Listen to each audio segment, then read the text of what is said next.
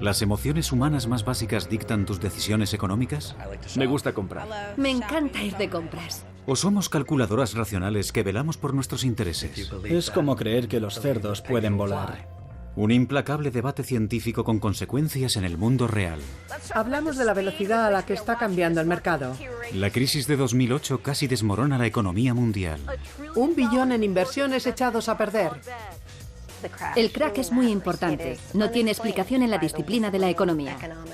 Es un insulto sin fundamento. Una serie de experimentos increíbles desvela que no fue ninguna sorpresa. Fue promovido por la psicología. Nuestro comportamiento resulta extraño cuando se trata de dinero. Es una fuerza casi irresistible. Pero no todo el mundo está de acuerdo.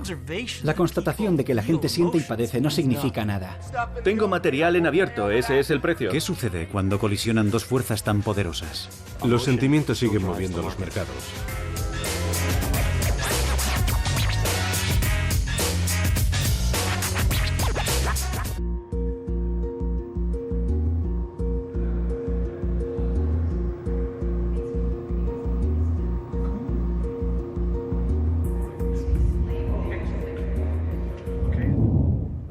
Bien, ¿preparados? Estamos ante un experimento innovador que cuestiona todas nuestras ideas acerca del dinero. ¿Quién quiere apostar? La subasta de un billete de $20. $1. ¿He oído $2? ¿Alguien ha dicho 2? ¿3? El caballero del fondo, 4. ¿Alguien dice 5? ¿He oído 5? 5. ¿6? Las reglas son muy sencillas. El mayor postor se llevará el billete de $20, pero hay gato encerrado. El segundo mayor postor no se lleva nada, pero tendrá que pagar la última cantidad que haya apostado. ¿He oído 20? 20. Es sorprendente. Dos participantes pujan muy por encima del valor nominal. 26. 26. 27. 27 a la una. 28. 28. ¿Alguien dice 29? 28 a la una. ¿Por qué pagaría alguien más de $20 por un billete de $20? $20 vendidos por $28 al caballero. Un grupo de científicos denominados behavioristas creen saber la respuesta. Ahora es cuando sale y vuelve a empezar. Apuntan a que cuando se trata de tomar decisiones relacionadas con el dinero, la mente es irracional. Hemos observado una gran variedad de formas de apartarnos de la racionalidad. La gente no utiliza la información que ellos mismos dicen que deberían utilizar, y en su lugar emplean otra información que a ellos les había parecido una locura utilizar. Mido la temperatura de tu piel. La noción de que la gente se puede comportar de forma irracional cuando hay dinero por medio quizá no sea una idea radical. Sin embargo, cuestiona la filosofía económica dominante que ha conformado las políticas empresariales y estatales durante las últimas 5 décadas.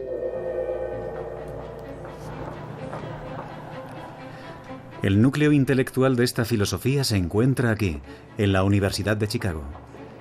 De este campus han salido más premios Nobel en economía que de ninguna otra institución en el mundo. Casi todos ellos comparten un razonamiento básico. Cuando se trata de dinero, somos seres enormemente racionales. Uno de los grandes defensores de esta idea es Gary Becker. La teoría más sustentada que existe y que yo creo que es la más reputada de las ciencias sociales es la de la economía como una teoría de comportamiento racional desde un nivel individual. Y esa es la teoría más fiable. ¿En qué consiste la economía? John Cochrane, profesor de la Universidad de Chicago, es otro gran seguidor de este modelo racional de la economía. ¿Cómo lo hacemos? En primer lugar, nos centramos en las personas y en cómo se comportan, en su comportamiento. ¿Qué quieren? ¿Cómo lo consiguen? Este modelo salió a la luz hace 200 años de manos del padre de la economía, Adam Smith, en su libro La riqueza de las naciones. Su forma inicial de abordar la economía recuerda a cómo Newton y Galileo abordaron la física. Trató algunas de las ideas básicas, por ejemplo, que las personas que velan por sus propios intereses encajan perfectamente en los mercados y pueden generar fantásticos resultados.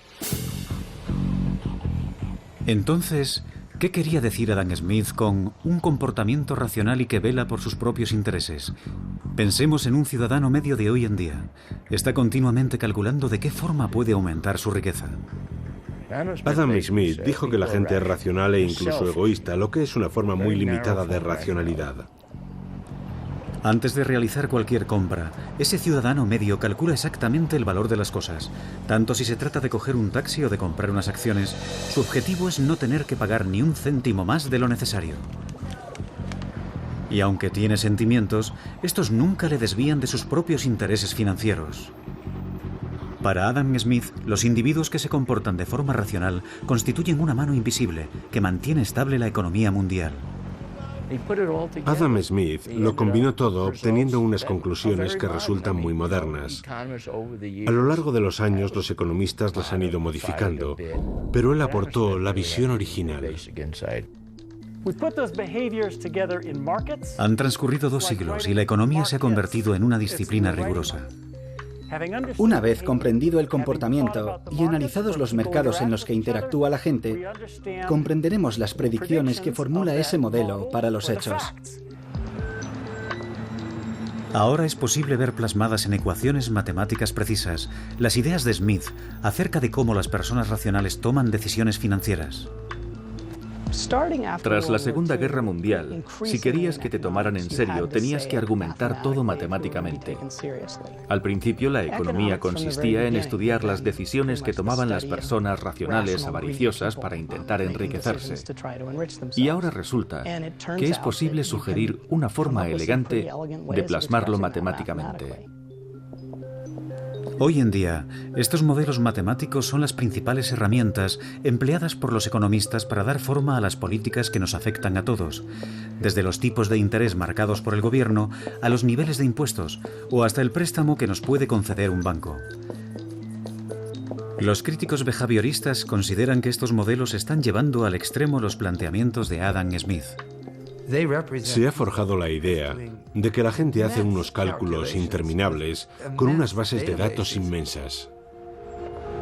El principal modelo de comportamiento de los consumidores da por hecho que nunca compramos nada sin calcular las consecuencias que pueda tener, por ejemplo, en nuestro fondo de pensiones. Y se nos dan también las matemáticas que utilizamos los tipos de interés para computar cuál será nuestro grado de disfrute tras una compra. ¿Qué idea es esa? ¿Significa que tengo en la cabeza tipos de interés?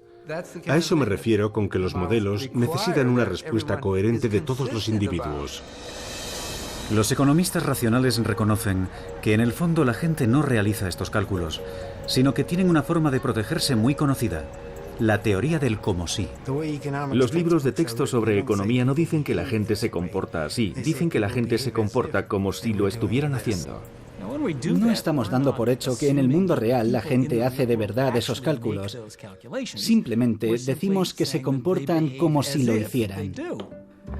El economista behaviorista Richard Thaler no está del todo convencido. Para defender esta teoría de la economía, los expertos establecieron una comparación con los grandes jugadores de billar. Puede que no sepan nada sobre física o trigonometría, pero juegan como si fuera al contrario. Es ridículo.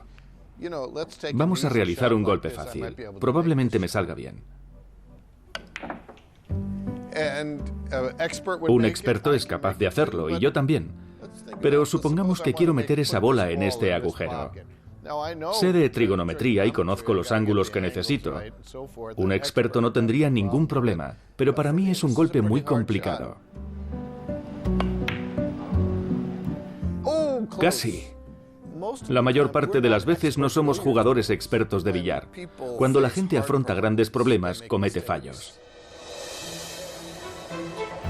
En el seno de todos los modelos racionales se encuentra una fe inquebrantable en los mercados libres.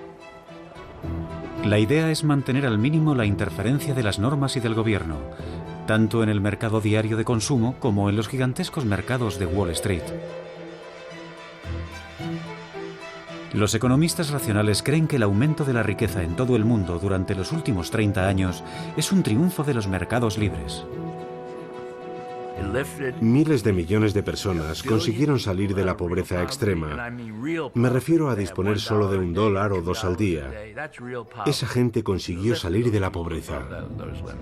¿Qué está pasando en Wall Street? Entonces se produce el desplome de 2008. Los inversores afirman no haber visto nada igual. Las bolsas se desploman más de un 40%. Los corredores de Dow Jones observan atónitos las cifras, no es de extrañar. Los agentes financieros comentan que sus clientes están nerviosos, expectantes por ver hasta dónde bajará la bolsa. Y al parecer el comportamiento financiero irracional está a la orden del día. Vamos a analizar la velocidad a la que se está deteriorando el mercado. Quedan destruidos 14 billones de dólares invertidos por los estadounidenses. Ha sido un lunes frenético aquí en Wall Street. El peligro se adueña de los mercados. La bolsa ha sufrido uno de sus peores días en muchos años. Los agentes financieros deben imaginarse lo que en otro tiempo parecería imposible. Desde la Gran Depresión no habíamos visto nada similar. La economía mundial se estanca. Siento escalofríos al recordar que de repente todo se detuvo. Las consecuencias serían inimaginables. Hambre, guerras, conflictos, altos índices de desempleo. Estamos analizando los bancos electrónicamente. El mundo retrocedería 100 años, o quizá más. El caos parece echar por tierra varias décadas de pensamiento economicista. La mayoría de los economistas no lo había predicho, lo que supuso un borrón para la economía y un punto negativo para los mercados. Este mercado ha tardado 5 años en subir, ahora ha caído un 40% en una semana. Con el desplome, la grieta que separa a los racionalistas de los behavioristas se hace más grande. Estamos hablando de un Armagedón financiero. Ese desplome tiene mucha importancia, porque gran parte del comportamiento que nos llevó a él no tiene una explicación en la disciplina de la economía. Lo siento, pero es un argumento vacío. Es un insulto sin fundamento. Yo no lo veo como un fracaso de la economía, pero hace falta una cabeza de turco y los economistas siempre han sido las cabezas de turco. Están acostumbrados. ¿Quién tiene razón? ¿Somos racionales en lo referente al dinero? ¿O acaso nuestros sentimientos y nuestra psicología desempeñan un papel mucho más importante del que creíamos? Bien, vamos a empezar con el juego. Partamos, por ejemplo, de la subasta del billete de $20 vendido por 28. ¿$1? $1. ¿He oído 2? 2. 2, 3. En el mundo racional, nadie pagaría $28 por un billete de $20. 5 para el caballero. 6. 6. Pagar más de lo que vale algo no puede reportar ningún interés financiero a nadie. 10. Esta subasta es un experimento clave para los economistas behavioristas. Está diseñada para ser una trampa, y es una trampa en la que caes si no piensas un par de pasos por delante. 11. 11. 12. Lo que hace que las apuestas no paren de subir es el deseo emocional de ganar. 14. 15. 15. ¿He oído 20? 20. Y el miedo a ser el perdedor hace que las apuestas suban aún más. 23. 24. 25. Y entonces se juega a ver quién es el más gallina. 27. 27 a la 28. 1. 28. $20 vendidos por $28 al caballero. Y usted me debe $27. Ninguno de los presentes querrá jugar otra vez. Esta subasta puede parecer una situación muy alejada del día a día, pero ¿la gente que está fuera de la sala se comportaría de forma tan irracional? Hemos preguntado a los compradores de un centro comercial qué preferirían recibir, $100 dentro de un año o 102 dentro de un año y un día. Yo me quedo con 102 en un año y un día. $102. Un año y un día. Yo los 102. Podría esperar un día más. Sí, estoy de acuerdo, la diferencia es mínima. Yo los 102 en un año y un día a partir de hoy. Todos han tomado la decisión racional ¿Qué es un día después de un año esperando? y han elegido la cantidad mayor. A continuación se les ha preguntado qué preferirían, $100 hoy o $102 mañana. Lo que diga la mayoría constituye la elección racional. ¿Qué habrán respondido? Yo cogería los $100 ahora mismo. Yo los $100 hoy. Prefiero los $100 hoy. Hoy. Yo los $100 hoy. El deseo de una recompensa inmediata $100 hoy. gana la partida a sus intereses personales. Hay algo que se llama sesgo del presente, y consiste en que si disponemos de la opción de tener algo inmediatamente, se convierte en una gran tentación. Según los economistas behavioristas, este sesgo podría explicar por qué ahorramos menos de lo que deberíamos. Además, hay otras fuerzas psicológicas que influyen en nuestras decisiones. Tenemos aquí una botella de vino. En el siguiente experimento, se pide a los estudiantes que pujen por una botella de vino. La economía racionalista sugiere que calcularán su valor detenidamente, pero antes de iniciar la puja, se les pide que escriban en su hoja los 2 últimos dígitos de su tarjeta de la Seguridad Social.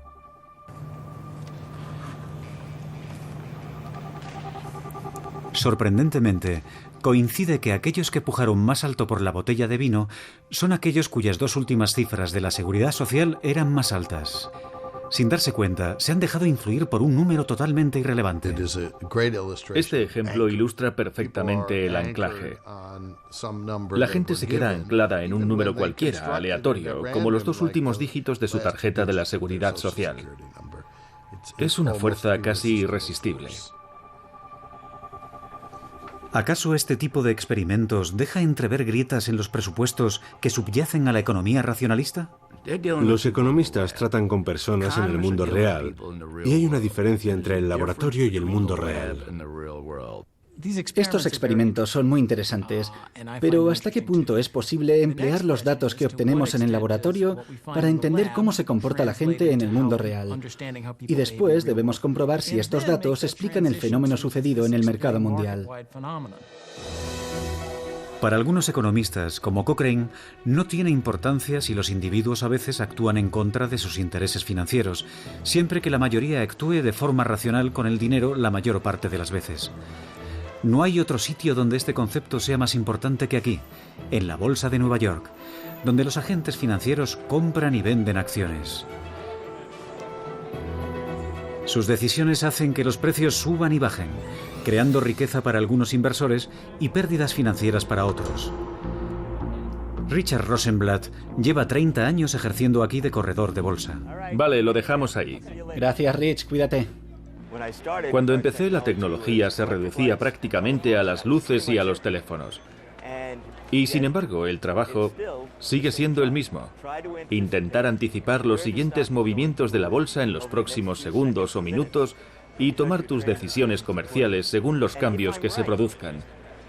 Y si tengo razón y compro una acción antes que otra persona, decidiendo que esa acción está por debajo de su precio, conseguiré un beneficio.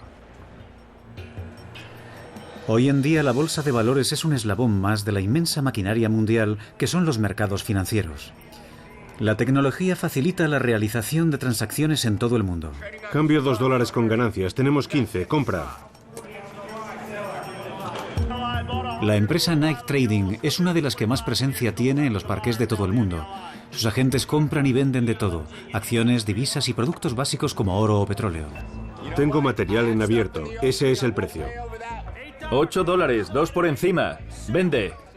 Y tal y como había sugerido Adam Smith, los agentes compiten aquí ferozmente para acumular la mayor cantidad posible de dinero para sus clientes y para ellos mismos.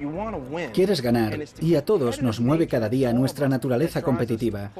Conforme avanza la jornada, aumenta la tensión y el ruido de gente.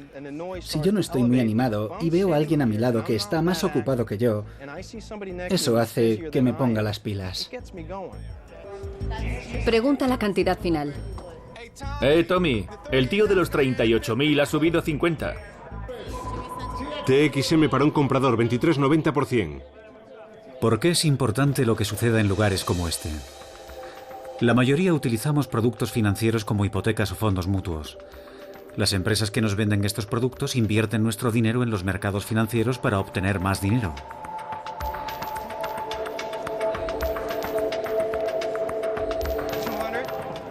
Si los agentes financieros obtienen beneficios para estas empresas, entonces podrán ofrecernos hipotecas más baratas y mayores ganancias en los fondos.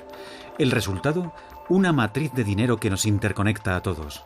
Está construida sobre un modelo económico que dice que gran parte del tiempo, la mayoría de nosotros y la mayoría de los agentes nos comportamos de forma racional. Pero, ¿y si este modelo de comportamiento humano fuese erróneo? Las acciones han alcanzado máximos hoy, el mejor día del Dow Jones en años. Todo indica que en 2005 la economía racionalista ha acertado. Los tiempos son propicios, lo son desde hace varios años. Hay un mercado inmobiliario muy potente. Muchos creen que este boom durará un tiempo. Las ganancias se han multiplicado casi por 8. Nuestro horizonte económico nunca había parecido tan próspero. Quien esté dentro del mercado inmobiliario vivirá una especie de fiebre del oro. El economista Robert Shiller se muestra escéptico. Me daba la impresión de que había complacencia y un gran sentimiento de normalidad, como si fuera imposible que aquello fuera un error. Cree que el boom es un espejismo. Mientras tanto, el mercado inmobiliario ha alcanzado nuevas alturas y precios nunca vistos. Hay algo que le preocupa en concreto: la vivienda. Los precios de la vivienda llevan varias décadas subiendo a un ritmo del 6% al año. En 2005 el aumento en algunas zonas fue del 25%. Eran datos anómalos.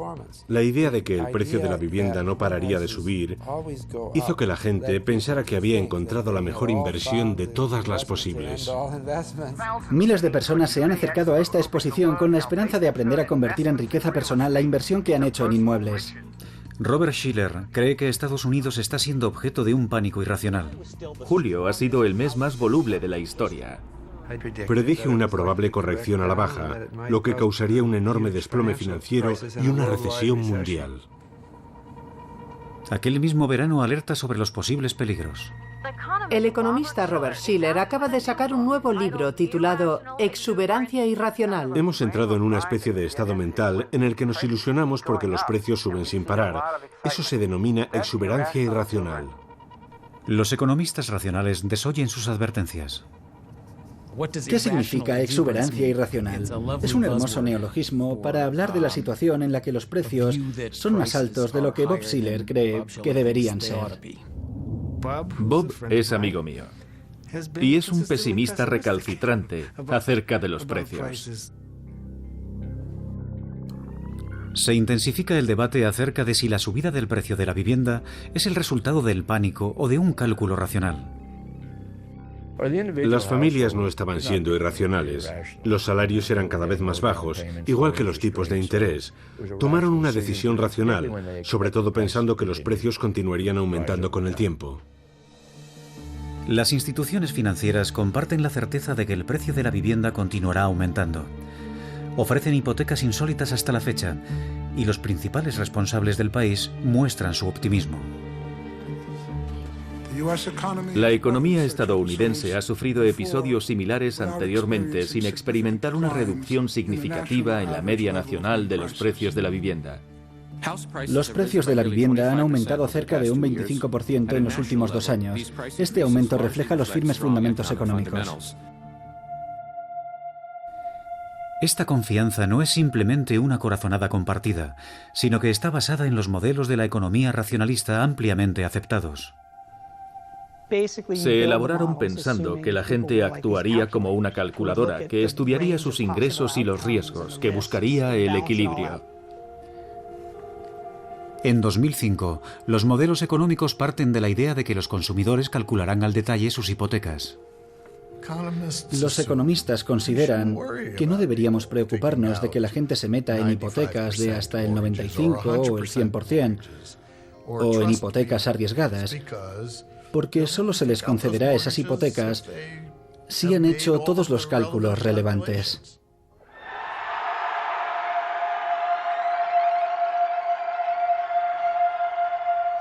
En su lugar, conforme los precios aumentan, muchos consumidores asumen hipotecas que no pueden permitirse y se endeudan basándose en el supuesto valor creciente de sus hogares. ¿Cómo es posible que hubiera tanta gente dispuesta a correr ese riesgo?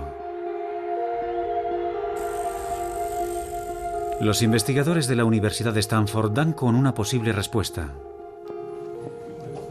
En un principio, su investigación no tiene nada que ver con el dinero.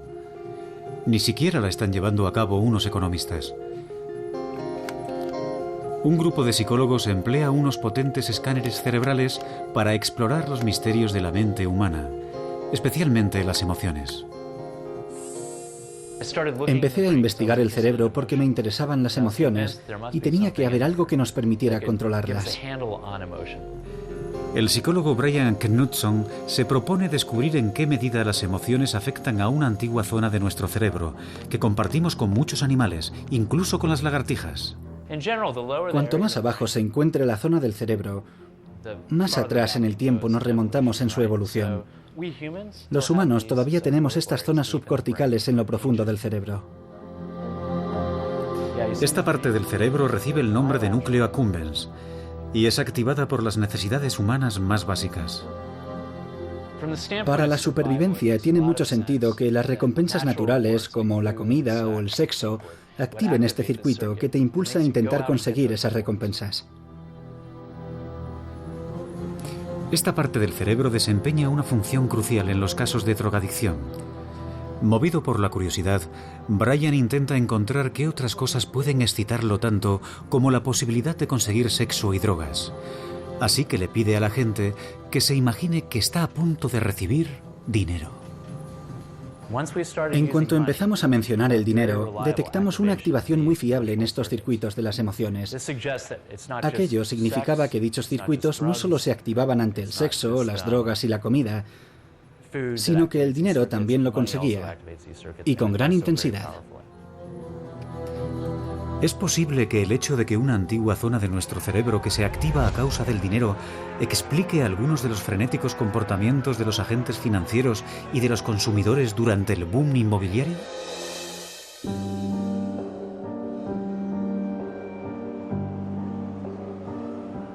El aumento en el precio de la vivienda es un ejemplo de un fenómeno llamado burbuja especulativa, según el cual los precios de un bien financiero se disparan de forma repentina y aumentan sin cesar.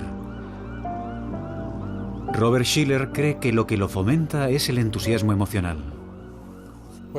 Lo que sucede es que conforme aumenta la burbuja, cada vez entra más gente en ella, y lo hacen movidos por la envidia de aquellos que presumen sin ninguna vergüenza diciendo: he ganado más dinero que tú con tu trabajo en todo el año pasado. Durante un tiempo uno piensa, no puede ser, pero entonces recapacita. A lo mejor me he equivocado, a lo mejor debería hacerlo yo también. Y el verdadero motor son las emociones humanas. Este vínculo con las emociones es lo que hace que muchos economistas racionalistas rechacen la idea de las burbujas. Antes creía saber el significado de la palabra burbuja, pero creo que ya no lo sé. Cancelé mi suscripción a The Economist porque la palabra burbuja aparecía 3 veces en cada página y creo que es totalmente gratuito, sin sentido. Las burbujas suenan a algo inocuo, pero el periodista financiero Justin Fox ha estudiado su historia y ha descubierto qué sucede cuando estallan. La primera burbuja financiera afectó a algo totalmente inesperado.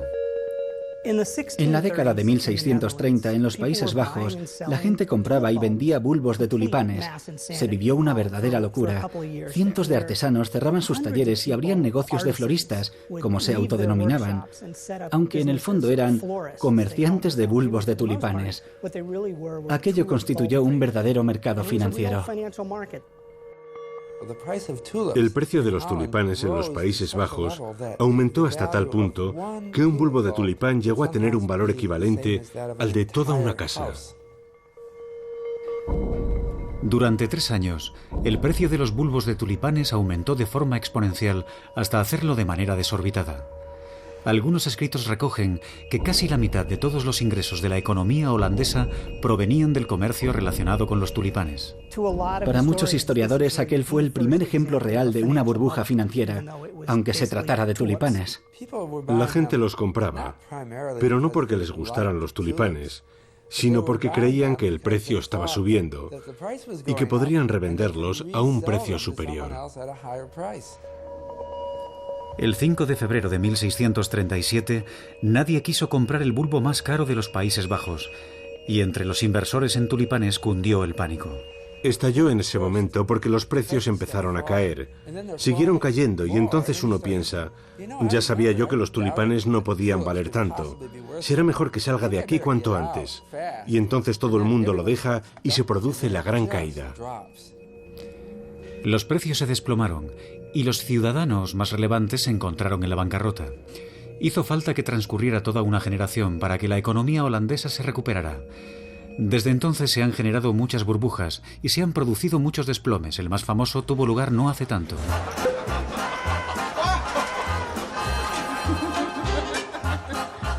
El año 1929 empezó con optimismo.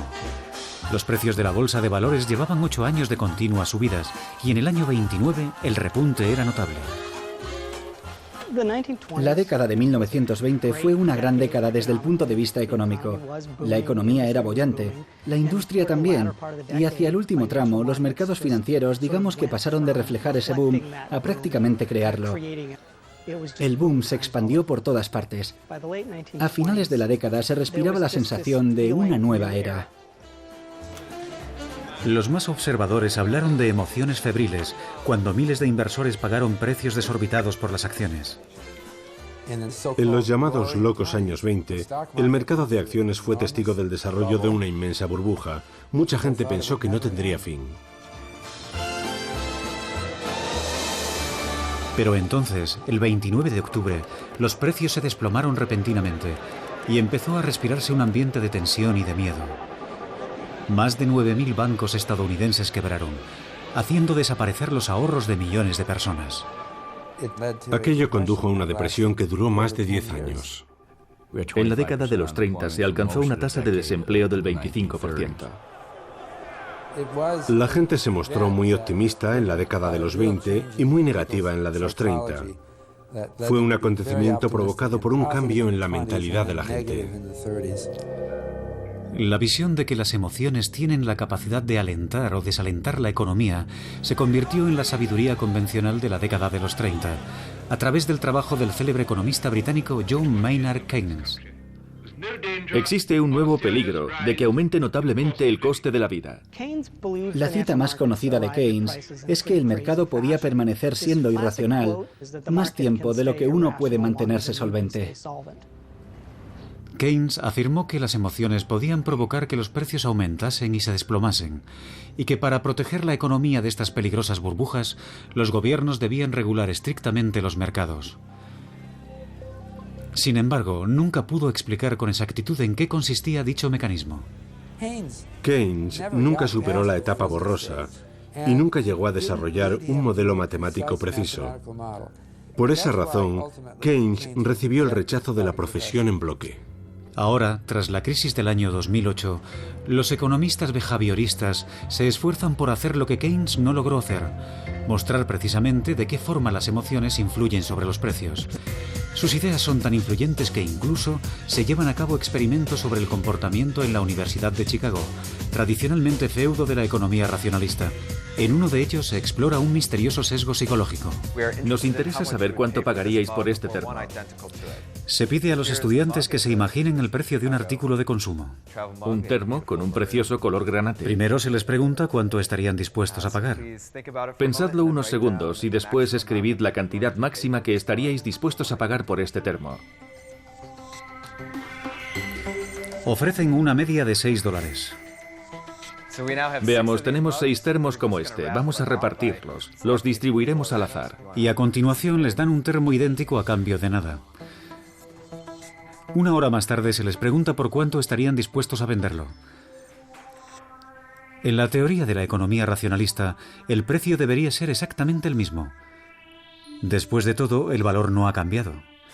Sin embargo, el precio medio que piden por el termo ahora es de $9.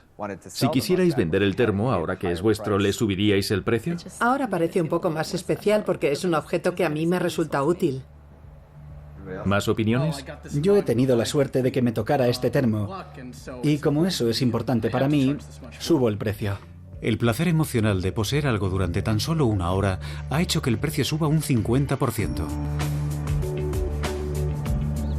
Es una subida inesperada, lo que sugiere que no somos conscientes de las emociones que fomentan este comportamiento. En Harvard, los investigadores exploran el impacto financiero de estas sutiles influencias. La responsable del equipo es Jennifer Lerner. Soy psicóloga social, no psicóloga clínica. No me dedico a sesiones individuales ni a terapias, sino que llevo a cabo experimentos en un laboratorio. Mi conclusión es que en gran medida no somos conscientes de qué es lo que nos influye a la hora de tomar una decisión. Lerner explora todo tipo de emociones. Hoy es el turno de la tristeza y del impacto que ésta tiene en las decisiones financieras. Empezaremos colocando estos dos sensores. Miden la respuesta sudorípara. Este experimento está diseñado para inducir las emociones a un nivel tan bajo que los sujetos no son conscientes. ¿Te sientes cómodo? Los investigadores emplean sensores para seguir los efectos fisiológicos de las emociones. Estamos listos para recoger la primera muestra de saliva. Desde los datos del corazón y de la respiración hasta las hormonas contenidas en la saliva. Se trata de indicios fisiológicos de los sujetos de estudio. Cuando llegan les pedimos que se sienten, que se relajen escuchando música, por ejemplo, y de esa forma podemos observar cómo son en una situación neutra. A continuación utilizamos esos datos para comparar qué sucede si se encuentran en medio de una situación financiera complicada. Entre otras actividades, nuestros sujetos de estudio ven una escena de una película triste. Ellos no lo saben, pero esto desencadena un nivel básico de tristeza en ellos. Los sensores desvelan el cambio emocional. Están tomando decisiones, pero son totalmente ajenos a cómo está influyendo la tristeza sobre ellos. Cuando les preguntamos, ¿tus respuestas se han visto afectadas de alguna forma por las imágenes que has visto?, responden que no. Es hora de realizar el test financiero. Se pide a los sujetos que realicen una serie de elecciones financieras. A continuación se les pregunta cuánto pagarían por un producto de consumo, en este caso una botella de agua. Jennifer Lerner compara las elecciones de estos individuos con las de un grupo de personas que no ha visto el vídeo con imágenes tristes. Aquí tenemos el ejemplo de un sujeto de estudio en estado neutro. Este sujeto nos está diciendo que le gustaría comprar la botella a $2.50. Eso contrasta con estos datos, que son de un sujeto en estado triste, según los cuales está dispuesto a pagar $10 para conseguir la botella de agua. Esto es muy representativo de lo que vemos. El valor aumenta cuando estamos tristes. Si la tristeza puede empujar a la gente a pagar 4 veces más por una botella de agua, ¿qué sucede cuando la apuesta es mayor? Se han realizado experimentos con grandes cantidades de dinero, con $1.000, por ejemplo, y hemos descubierto que los resultados son cada vez mayores, incluso hablando de cifras importantes. Si las emociones influyen en los precios desde un nivel individual, ¿qué pasa con los mercados y con las economías a gran escala? Según la economía racionalista, a estos los mueve el interés propio individual. Sin embargo, Robert Shiller opina que se está pasando por alto algo obvio. Los seres humanos son animales empáticos, excepcionalmente empáticos. No solo estamos comunicando ideas, sino que estamos comunicando emociones. Eso es lo que significa la empatía, que no es lo mismo que la compasión.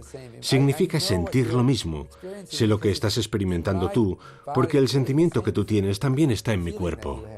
Hay un mercado inmobiliario candente en el país. Si Robert Shiller tiene razón, ¿podría la empatía explicar cómo el hiperoptimismo del mercado inmobiliario se transmitió a los mercados financieros a la manera de un resfriado social? El mercado inmobiliario ha crecido y ha alcanzado unos precios insólitos. Entre los agentes financieros profesionales, la idea de que los estados de ánimo influyen en el parqué se da por hecho. El mercado es un compendio de cómo se imaginan el futuro miles de personas. Si esa gente es optimista acerca del futuro, el mercado sube. Y si la gente es pesimista acerca del futuro, el mercado baja. Al final, la pregunta que responde el mercado es, ¿la gente es optimista o pesimista? Y esa es una pregunta psicológica. Los sentimientos siguen moviendo los mercados. Se comenta que la burbuja no estallará, que puede aumentar de tamaño. Para los racionalistas, las emociones no constituyen una explicación sobre el funcionamiento de los mercados. La constatación de que la gente siente y padece no significa nada. Se quiere asegurar que los mercados han subido porque la gente se ha dejado llevar en masa por las emociones, pero eso no significa nada. Eso no nos indica las situaciones que harán que los mercados suban o bajen. No sirve como teoría científica. La certeza de los racionalistas está basada en el modelo matemático que emplean para comprender los mercados financieros. Se denomina la hipótesis de los mercados eficientes e indica que los mercados financieros actúan fundamentalmente como una gigantesca calculadora, procesando con eficiencia toda la información relevante a más velocidad que cualquier individuo.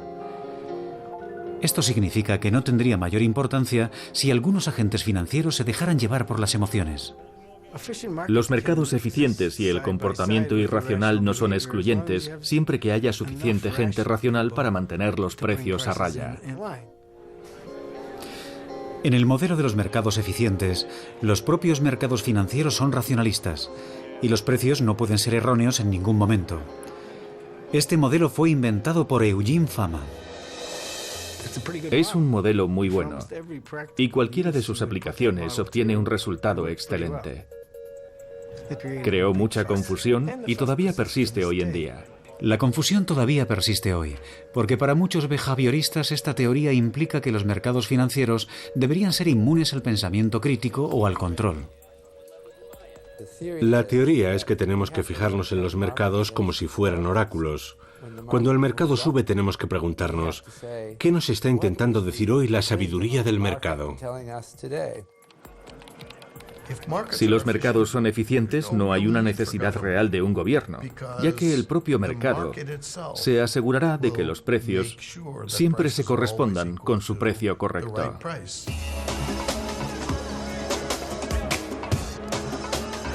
Los racionalistas no creen en la regulación, sino que creen que los mercados pondrán en marcha su propio mecanismo de gestión de riesgo. Y así ha sido. El primero fue inventado aquí, en la Bolsa Mercantil de Chicago, donde los agentes financieros manejan continuamente cantidades desorbitadas de dinero. Trabajo como agente freelance y comercio con mi propio dinero entre 50 y 100 contratos al mismo tiempo. Es decir, contratos de entre 50 y 100 millones de dólares. Aquí los agentes ganan dinero ofreciendo a la gente seguridad contra el riesgo, incluyendo a los productores agrícolas de panceta de cerdo y de naranjas.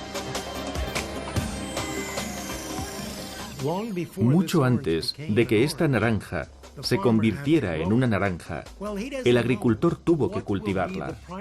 Entonces no sabía cuál sería su precio cuando llegara al mercado 10 meses más tarde. ¿Sacaría beneficios de ella? Como protección, los agricultores firman contratos que les sirvan de seguro en caso de la caída del precio de las naranjas. En ningún lugar del mercado verás cómo dos agentes se pasan una naranja.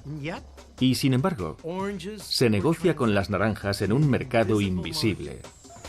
Eso es un mecanismo de transferencia de riesgo. Cuando Leo Melamed fue presidente de la Bolsa Mercantil de Chicago, se apropió de esa idea de las naranjas y la aplicó a los activos financieros. En un contrato eso pasó a denominarse derivado. Fue una idea revolucionaria. La junta de directores me miró como si estuviera loco. ¿Qué dices? ¿En la Bolsa Mercantil de Chicago la panceta? Se te ha ido la cabeza. Vas a destrozar ese tipo de cambio.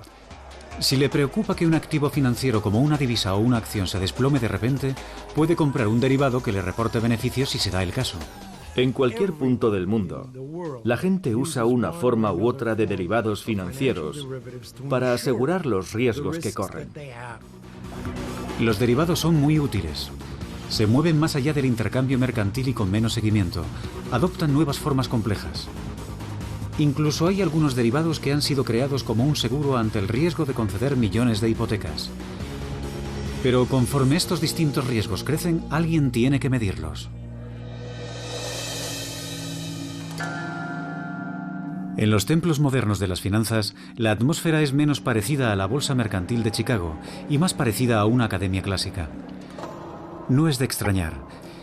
Es muy probable que muchos agentes financieros que operan aquí estén licenciados en ciencias exactas.